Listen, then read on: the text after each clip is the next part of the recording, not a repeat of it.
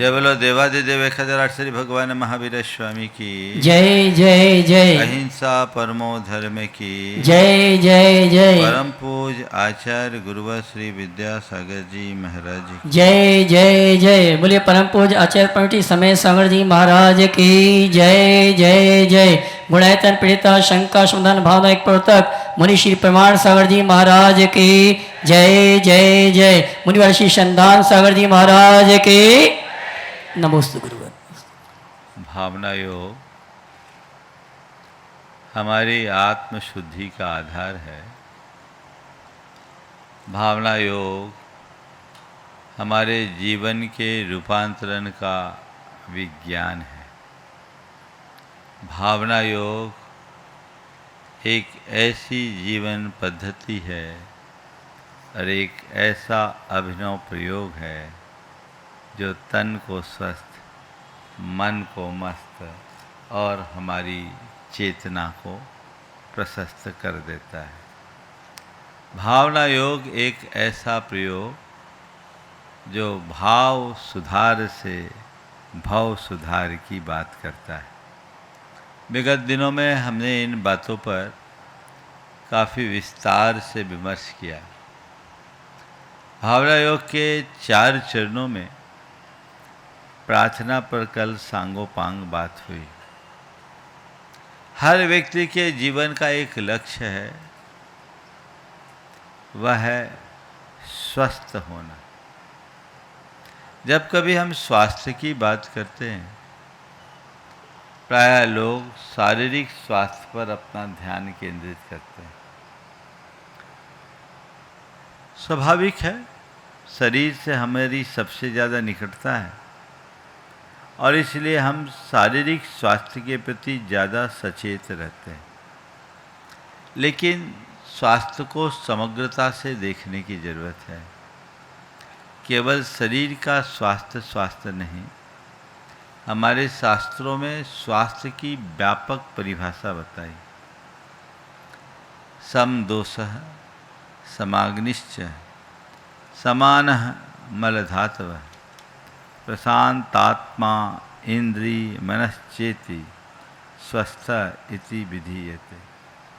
स्वस्थ कौन? जिनके वात, पित्त और कफ ये त्रिदोष समान हो, जिसके मल और धातु समान हो, जिसकी अग्नि समान हो, जिसकी आत्मा प्रशांत हो, इंद्रियां शांत हो और मन प्रसन्न हो, वह स्वस्थ है। अर्थात जब हम स्वास्थ्य की बात करते हैं तो समग्र स्वास्थ्य ठीक होना चाहिए, जिसमें शरीर भी, मन भी और आत्मा भी। भावना योग हमारे शारीरिक, मानसिक और चैतसिक तीनों प्रकार के स्वास्थ्य को ठीक करता है। शरीर की बीमारियों की 100 दवाइयाँ हैं। मन की बीमारी प्रायः लाइलाज बन जाती है।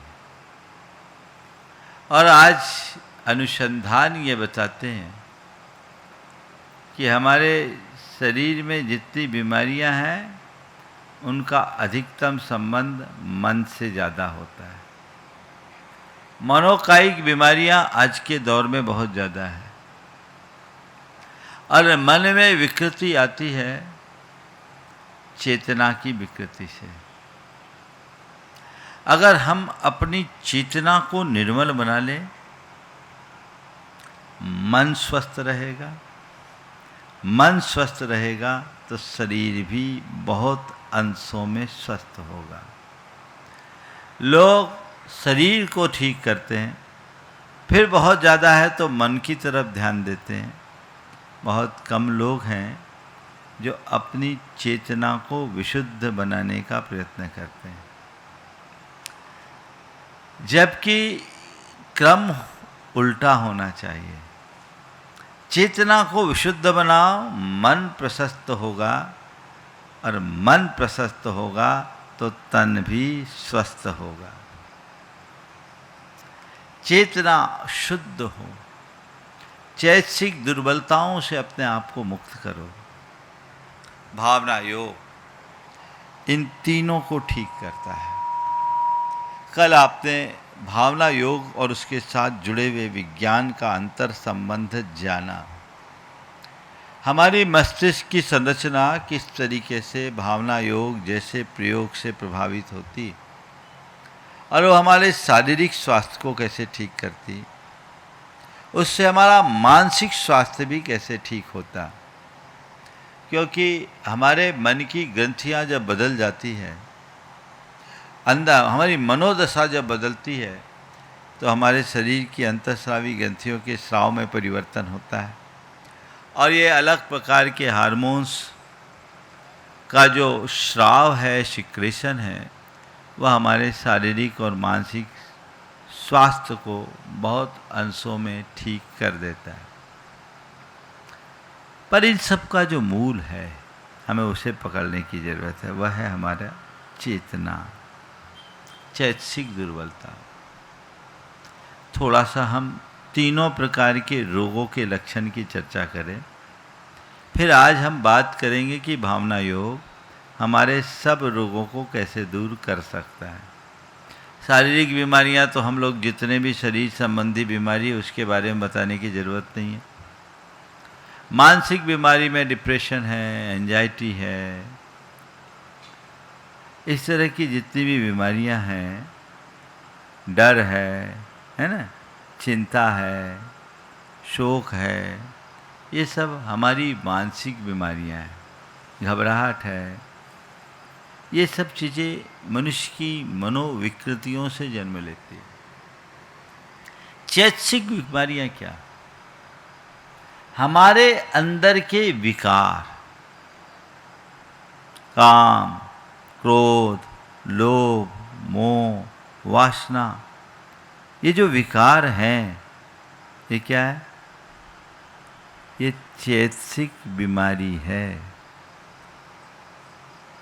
काम, क्रोध, लोभ, मोह आदि जितने भी विकार हैं, ये हमारी चेतना को अस्वस्थ करते हैं।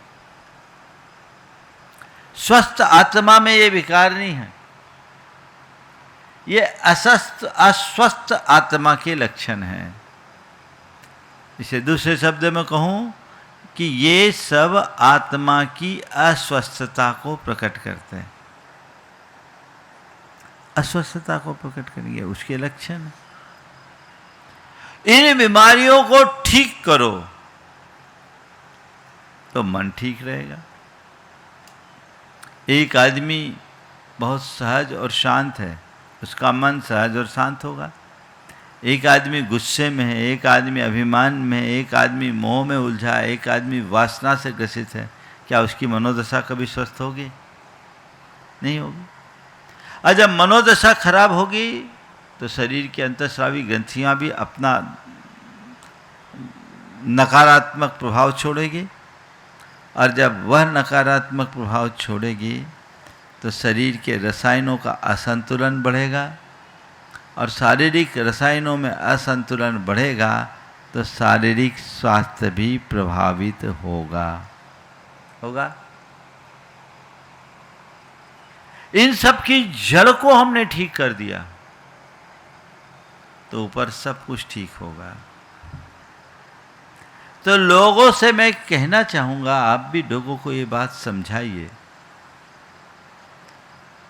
कि हम भावना योग करें तो उसके मूल प्रयोजन को ध्यान में रखकर करें। भावना योग आत्मशुद्धि का आधार है, मूल प्रयोजन उसका वो है। अंतस्करण की शुद्धि हो जाए, अपनी चेतना की शुद्धि जग जाए तो बाकी चीजें तो आपो आप हो जाएगी। तो पहले प्रत्येक साधक को अपनी आत्मा को पहचानना है। उस आत्मा को पहचान कर आत्मा की शुद्धि के लिए यत्न करना है। समझे? तो हम जो कुछ भी कर रहे हैं वो किसके लिए कर रहे हैं? अपनी आत्मा के लिए। उसे पहचान कर भेद विज्ञान के साथ जब हम चीजों को अपनाते हैं तो जीवन में बड़ा परिवर्तन आता है। चाहे प्रार्थना हो, चाहे प्रतिक्रमण हो, चाहे प्रत्याख्यान हो, चाहे सामयिक हो, समग्र भावना योग हमारे चैतसिक स्वास्थ्य को, हमारी आध्यात्मिक वृत्ति और चेतना को परिष्कृत करने वाला। आज बात मैं आप सबसे प्रतिक्रमण की करना चाहूंगा।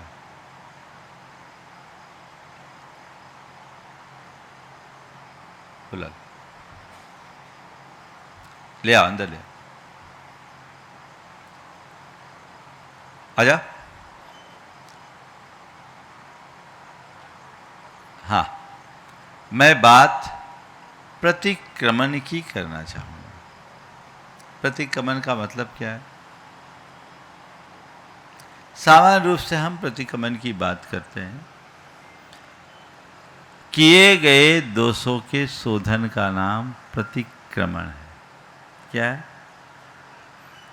कृत अपराध निराकरणम परिक्रमणम।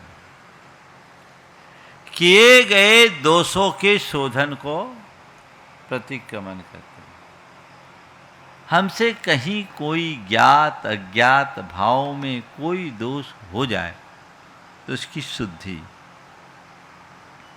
ये दोष क्यों होते? अज्ञानवश, प्रमादवश, रागवश, द्वेषवश, मोहवश हमसे गलतियां हो जाती। सामान्य शब्दों में कहूं, संस्कारवश। हमारी चेतना में ऐसे संस्कार बने हुए जन्म जन्मांतरों के, उन संस्कारों के कारण राग द्वेष मोह हावी होते हैं।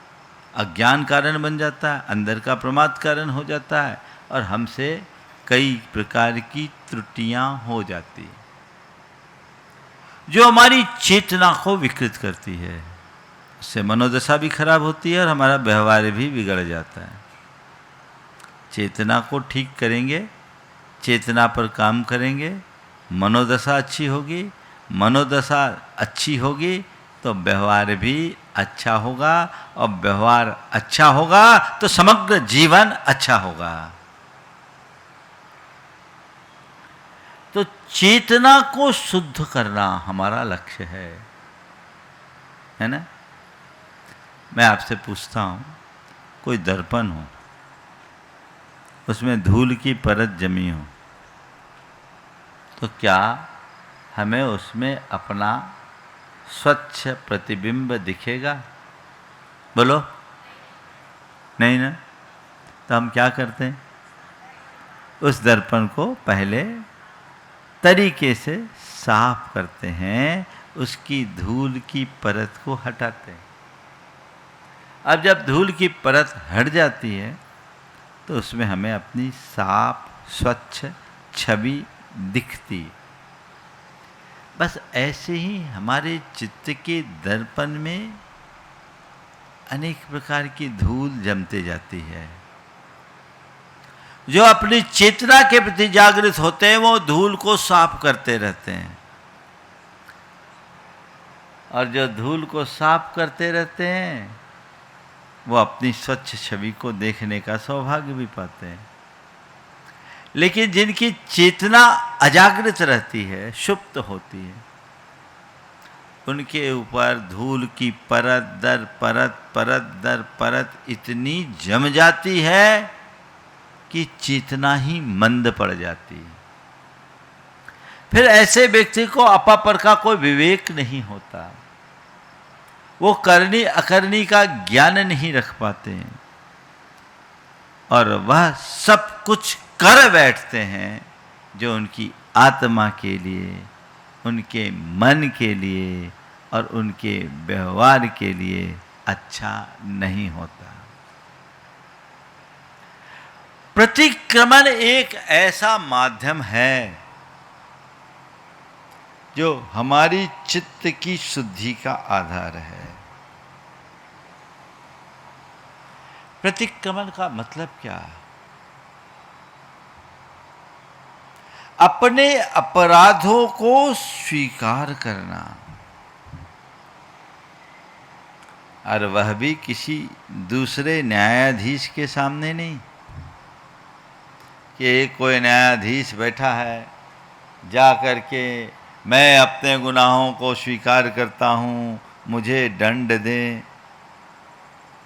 प्रतिक्रमण ऐसी बात नहीं करता। प्रतिक्रमण हम खुद को खुद का साक्षी बनाकर खुद अपने दोषों को स्वीकार करते हुए उनकी शुद्धि का संकल्प करते हैं। तो लोगों को हम प्रतिक्रमण का अभ्यास कराएं। भावना योग की जो संपूर्ण प्रक्रिया है उसमें एक छोटा सा पार्ट प्रतिक्रमण का है, लेकिन हमें लोगों को इससे अतिरिक्त काम कराना चाहिए। क्या करें? सबसे पहले तो आप सब स्वयं पर यह प्रयोग करें। रात्रि में शयन से पूर्व किसी एकांत स्थान पर को चुनें जो करीब 5 से 10 मिनट के लिए एकदम निर्बाध हो, कोई बाधा न दे, जहाँ कोई डिस्टरबेंस ना हो। उस स्थान का चुनाव करें। अपनी मोबाइल को ऑफ करके एक तरफ रख दें। किसी भी प्रकार का कोई भी डिस्टरबेंस ना हो। आंखें बंद करें। अपना अंतरावलोकन करना शुरू करें, बिना किसी तर्क वितर्क के। सुबह से लेकर अब तक मैंने जो भी कृत्य किया उसे फ्लैशबैक में देखे, एक चलचित्र की तरह, सहज भाव से। अभी उसमें हम अपना दिमाग बिल्कुल नहीं लगाएं। आज सुबह से मैंने क्या क्या प्रमुख प्रमुख कार्य किया, किससे मिला, किससे बातचीत की, किससे क्या व्यवहार किया, किसको हमने क्या जवाब दिया, कहाँ रिएक्शन किया, कहाँ रिस्पॉन्ड किया, सब चीज़ें आने दीजिए। सामान्य बातों को सामान्य में रख दीजिए। अब उसमें से कुछ चीज़ों को सेलेक्ट कीजिए।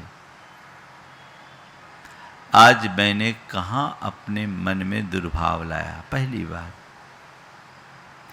किन किन परिस्थितियों में मेरे मन में दुर्भावना प्रकट हुई, उसको नोट करिए।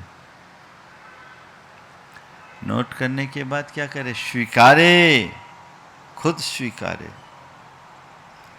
कि नहीं, ये मैंने गलत सोचा, ये मेरा भाव गलत था, मेरा ये विचार गलत था,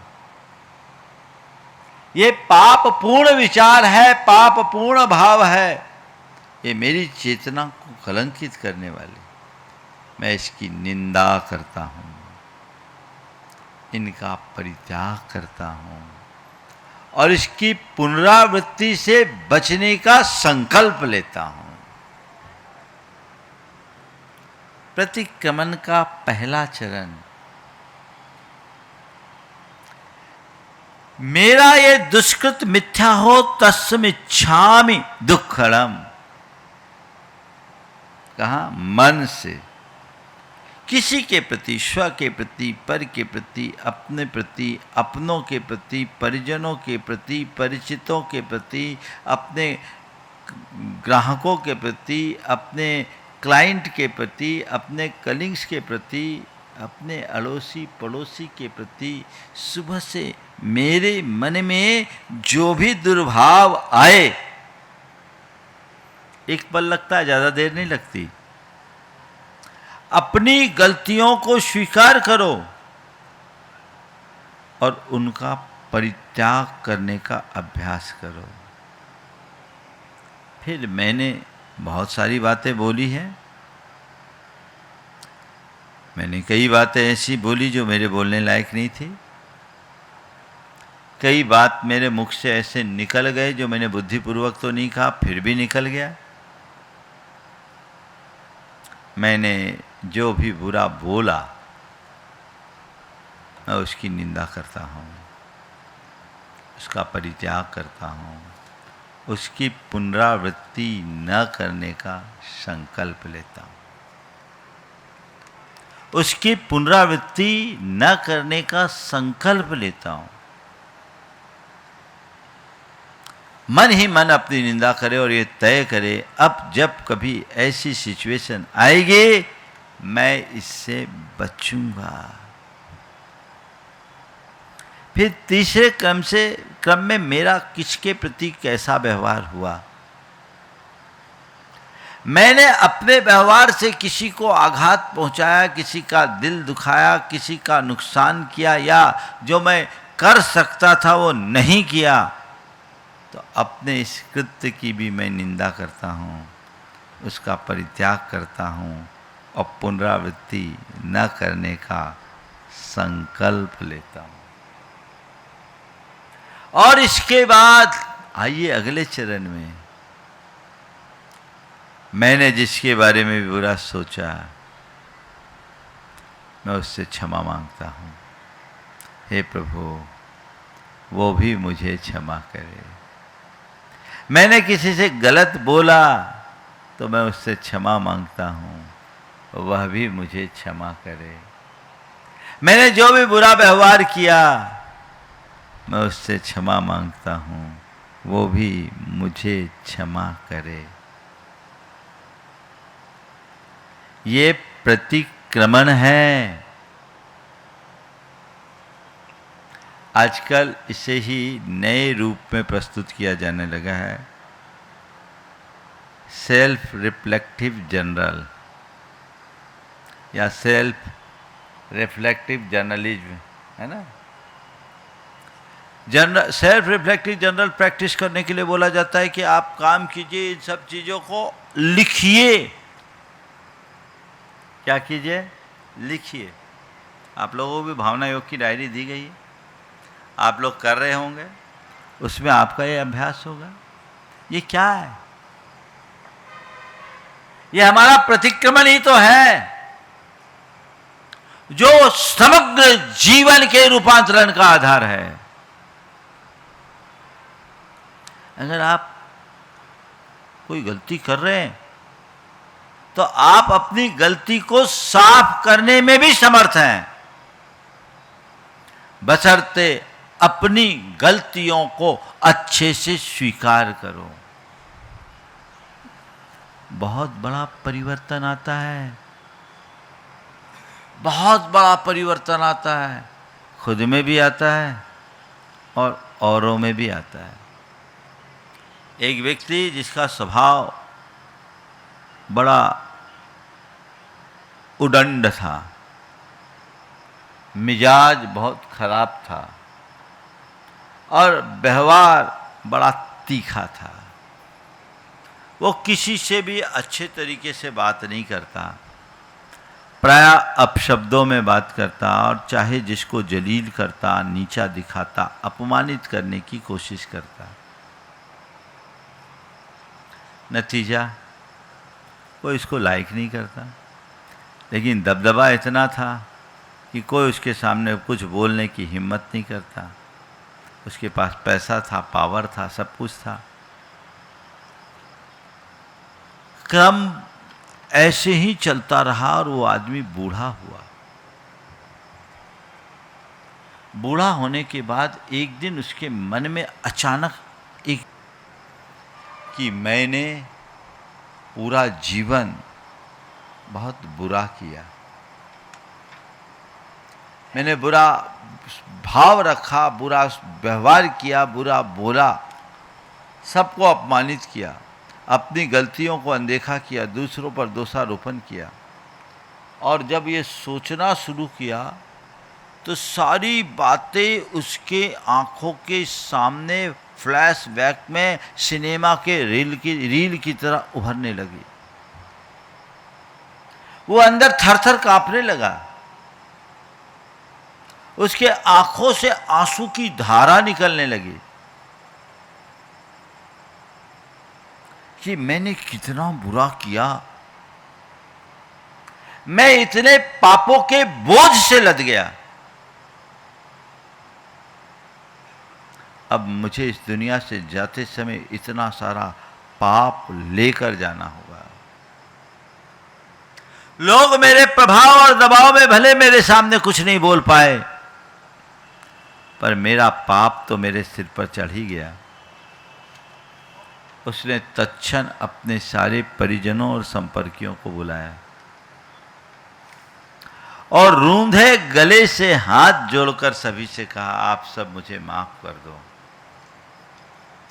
मैं आप सबसे क्षमा चाहता हूं, माफी मांगता हूं।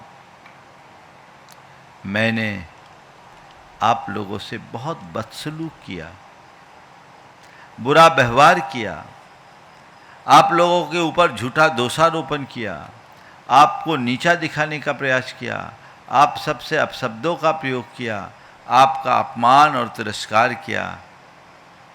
मुझे उस अपराध का अब बोध हो रहा है, मेरे मन में घोर पश्चाताप है।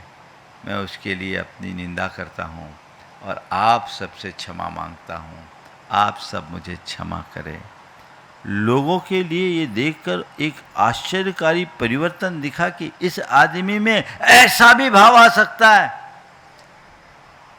जो दूसरों को रुलाए वो खुद रो रहा है, और वो भी अपने आप। लोगों को लगा कि ये निश्चल भाव है। सबने दिल से क्षमा किया और क्षमा मांगकर वो आदमी निर्मल हो गया। बधो, टूटा हुआ भी दिया हो ना, दीप अगर टूटा हुआ भी हो और उसमें लौ हो तो ज्योति निर्मल हो सकती है, बस लौ लगनी चाहिए। जीवन में ये परिवर्तन आता है, ये प्रतिक्रमण का प्रभाव है। इसे अपनी प्रैक्टिस में लाना चाहिए। हमारे यहाँ प्रतिक्रमण का एक लिपिबद्ध रूप है, जिसको आधे अधूरे मन से सब लोग पढ़ लेते हैं, और इतना सुपर फास्ट होता है कि दुरंतो भी फेल। आधा पढ़ते हैं, आधा खाते हैं। उस प्रतिक्रमण का क्या लाभ होगा मुझे नहीं मालूम, लेकिन अंतर की पश्चाताप की भावना के साथ अगर आप प्रतिक्रमण करेंगे तो जबरदस्त परिवर्तन होगा। प्रतिक्रमण आत्मा का आत्मा के साथ संवाद है। आप रोज दिन भर किसी न किसी से तो बात करते हो, अपने परिवारजनों से बात करते हो, अपने परिचितों से बात करते हो, अपने मित्रों से बात करते हो, अपने सहयोगियों से बात करते हो, जिनसे मतलब उनसे भी बात करते हो, जिनसे मतलब नहीं उनसे भी बात करते हो, काम पड़ने पर बात करते हो, कई बार बिना काम के भी बात करते हो। सबसे बात करते हो कि नहीं करते हो? करते हो। कभी अपनी आत्मा से बात करते हो? बोलो, कभी अपने आप से बात करते? महाराज औरों से बात करने में इतने बिजी हो जाते कि खुद से बात करने की फुर्सत ही नहीं मिलती। लोगों से मिलने में इतने मस्त हो जाते हैं कि खुद से मुलाकात करने का मौका ही नहीं आता। संत कहते हैं, औरों से बात करो या न करो, खुद से संवाद जरूर करो। खुद से संवाद करो, खुद से मुलाकात करो, खुद से संपर्क साधो, ताकि स्वयं का रूपांतरण किया जा सके। ये अभ्यास में लाइए, एक क्रम बना लीजिए। महाराज इससे गिल्ट नहीं होगा, ध्यान रखो। गिल्ट तब तक होता है जब तक हम उसे प्रकट नहीं करते, अंदर ही गिल्ट बना रहता है। लेकिन यदि हम आध्यात्मिकता से ओतप्रोत होकर उसे प्रकट करके साफ करने लग जाएं, तो ये गिल्ट भी ग्रोथ बन सकती है। इससे हम अपना स्पिरिचुअल ग्रोथ कर सकते हैं। और मैं तो कहता हूं सेल्फ ग्रोथ स्पिरिचुअल ग्रोथ के बिना हो भी नहीं सकता। मन में द्वंद्व होगा तो कुछ कर पाओगे क्या? मनुष्य कुछ भी तभी कर पाता है जब उसका मन निर्द्वंद होता है। तो ये प्रतिक्रमण है, इसके इस व्यवहारिक स्वरूप को हमें अच्छे से समझना है और आध्यात्मिकता के स्तर पर उतरना है। तो लोगों को ये समझाइए। अभी ये जो भावना योग कराया जाता है आप लोगों को, ये एकदम प्रारंभिक चरण है, एकदम प्रारंभिक चरण। हमें लोगों के जीवन को बदलने के लिए अलग अलग स्तर पर काम करना पड़ेगा। हो सकता है किसी को हम प्रार्थना तक सीमित रखें, किसी को प्रतिक्रमण से जोड़ करके बदलें, किसी को प्रत्याख्यान से, किसी को सामायिक से, और किसी को किसी दो से, प्रार्थना और प्रतिक्रमण से, प्रार्थना और प्रत्याख्यान से, या प्रार्थना और सामायिक से, प्रतिक्रमण प्रत्याख्यान से, प्रतिक्रमण प्रार्थना से, प्रतिक्रमण सामायिक से, या प्रत्याख्यान सामायिक से, किसी को 3 से तो किसी को 4 से। अलग अलग अलग तरीके से करना होगा। चीजें आप लोगों को और मैं बताऊंगा गहराई से, लेकिन ये वह प्रक्रिया है जो हमारे समग्र जीवन में परिवर्तन ला सकता है। एक बार की बात, 2 भाइयों के बीच कई दिनों से तनातनी चल रही थी। दोनों में बहुत ज़्यादा कटुता थी, एक दूसरे पर आरोप प्रत्यारोप तक ही सीमित नहीं थे, अब तो घात प्रतिघात की स्थिति आ गई थी। किसी तरह एक दूसरे को नुकसान पहुंचाने की कोशिश कर रहे थे। संयोगतः दोनों धार्मिक थे।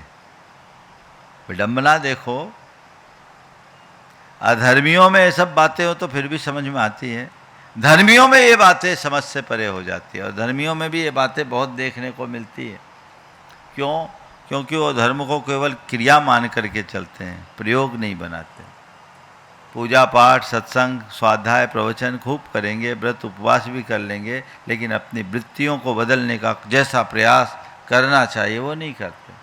और एक प्रकार की आत्ममुग्धता में जीते हैं कि मैं बड़ा धार्मिक हूँ, और ऐसे लोगों की छवि भी एक धार्मिक व्यक्ति की तरह बन जाती है। पर मैं मानता हूँ ये भ्रांत छवि है, क्योंकि भले दुनिया में उनकी धार्मिक व्यक्ति के रूप में पहचान बन जाए, पर सच्चे अर्थ में उसने अभी धर्म को पहचाना ही नहीं, धर्म के मर्म को जाना ही नहीं, उसके अंदर धर्म है ही नहीं। क्योंकि धर्म तो अंतर्मन के शोधन से शुरू होता है, और वह प्रक्रिया उसके अंतरंग में घटनी ही चाहिए। जब संयोग से मेरा वहाँ जाना हुआ, बातचीत की, तो एक से पूछा तो पहले ही वाक्य में रिएक्शन था, महाराज उसका नाम मत लो। उसका नाम सुनते ही मेरे मन में आग लग जाती। क्या बोला? नाम सुनते ही मेरे मन में आग लग जाती। सर्दी का समय था, मैंने कहा बता भैया कहाँ आग लगी, ठंड बहुत है मैं ताप लूँ। कहाँ आग लगी, ठंड बहुत है, बताओ मैं थोड़ी ताप लूँ। नहीं नहीं महाराज मजाक नहीं, बहुत वो उसने मेरे साथ बहुत बुरा किया, ये किया वो किया। और जो अंदर की भड़ास थी वो निकाला, और मैंने भी थोड़ा समय दिया, बोले निकल जाने दो, ऑपरेशन तो मुझे करना ही था। फिर मैंने उसे धीरे से समझाया। थोड़ी देर बाद दूसरे दिन मैंने दूसरे को बुलाया, दूसरे का भी इसी तरीके का रिएक्शन था। एक नागनाथ था, एक सांपनाथ था, कम कोई नहीं था। उसको समझाया, उसकी कसाय को शमन किया, और मैंने कहा भैया बीती बात को भुला दो, बीती बात को भुला दो। महाराज कैसे भुला दूं, भूलते नहीं भूलता।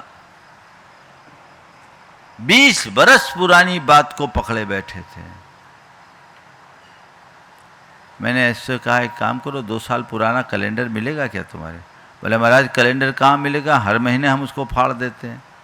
हमने कहा भैया अपने घर की दीवार पर 2 बरस पुराना कैलेंडर टांगने को तैयार नहीं, दिमाग में 20 साल पुरानी बात क्यों टांग रखे हो? इसको हटाओ। संबोधा, मन ढीला हुआ और मैंने कहा प्रतिक्रमण कर लो। क्या कर लो? प्रतिक्रमण। प्रतिक्रमण का मतलब क्या है? अपने दोषों को स्वीकारते हुए उसे सुधारने का संकल्प। दूसरों पर दोषारोपण करने की जगह खुद के दोषों का स्वीकार करने से प्रतिक्रमण की शुरुआत होती है। मैंने कहा तुम उस पर आरोप लगा रहे हो, तुम पर आरोप लगा रहा है, इसको हटाओ। मानता हूं कि तुम जो कह रहे हो उसमें 50% उसकी भूमिका होगी, 60 उसकी होगी, 40 तो तुम्हारा है ना। तुम निर्दोष हो क्या? नहीं महाराज, गलती तो हम भी कम थोड़ी हैं। तो भैया इतने ही तो स्वीकार लो कि उसने जितनी गलती की उसकी वो जाने, मैं जितना गलती किया हूं उसको मैं स्वीकार करता हूं और अपने द्वारा किए हुए गलती के लिए क्षमा चाहता हूं। तुम अपनी गलती को स्वीकार कर लो, सामने वाला अपनी गलती को स्वीकार कर लेगा, वो अपनी गलती के लिए क्षमा मांगेगा, तुम अपनी गलती के लिए क्षमा मांगोगे, दोनों एक दूसरे की गलती के लिए क्षमा कर दोगे तो अकाउंट सेटल होगा कि नहीं होगा? बात समझ में आ गई। और मैंने दोनों से यही कहा और कहलवाया कि मुझसे जो भी गलती हुई, मैं मानता हूँ कि मुझसे गलतियाँ हुई। अंदर से जब तक ये भाव संवेदन नहीं होगा तब तक प्रतिक्रमण नहीं घटेगा। मैं मानता हूँ मुझसे जो गलतियाँ हुई, मुझे उसका बड़ा अफसोस है, दुख है, मैं उसकी निंदा करता हूँ और आपसे हृदय से क्षमा मांगता हूँ, आप क्षमा करें। सामने वाले ने भी यही कहा और फिर दोनों के आंखों से पश्चाताप की झरझर आंसू बहने लगे, एक दूसरे से गले मिले, सारे गिले शिकवे दूर हो गए। ये है प्रतिक्रमण। आप लोग ऐसा कर सकते हैं कि नहीं? बोलो हाँ, थोड़ा जोर से तो बोलो।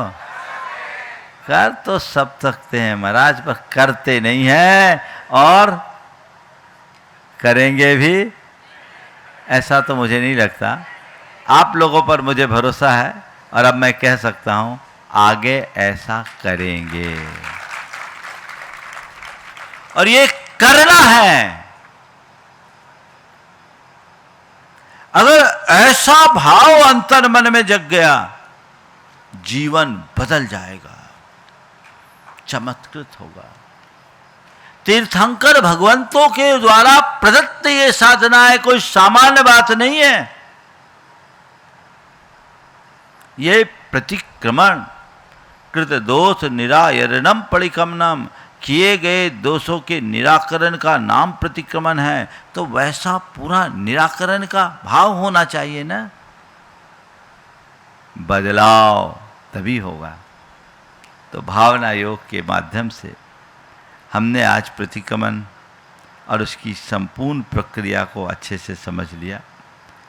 ये जो पुस्तक है आत्म साक्षात्कार का मार्ग, इसमें एक चैप्टर पूरा प्रतिक्रमण पर है। आप उसे पढ़िएगा, अच्छे से पढ़िएगा, घोटिएगा और तब आप पाइएगा कि प्रतिक्रमण हमारे जीवन की प्रगति के लिए कितना जरूरी है और केवल प्रतिक्रमण से हम कितना बड़ा रूपांतरण घटित कर सकते हैं। अपने सारे संबंधों को सुधार सकते हैं, अपनी चेतना को परिष्कृत कर सकते हैं। कषायों के शमन का इससे अच्छा और कोई उपाय नहीं है। मैं समझता हूँ प्रतिक्रमण के लिए जितना अपेक्षित है वह आप सबके बीच आ चुका, समय भी आप सबका हो रहा है।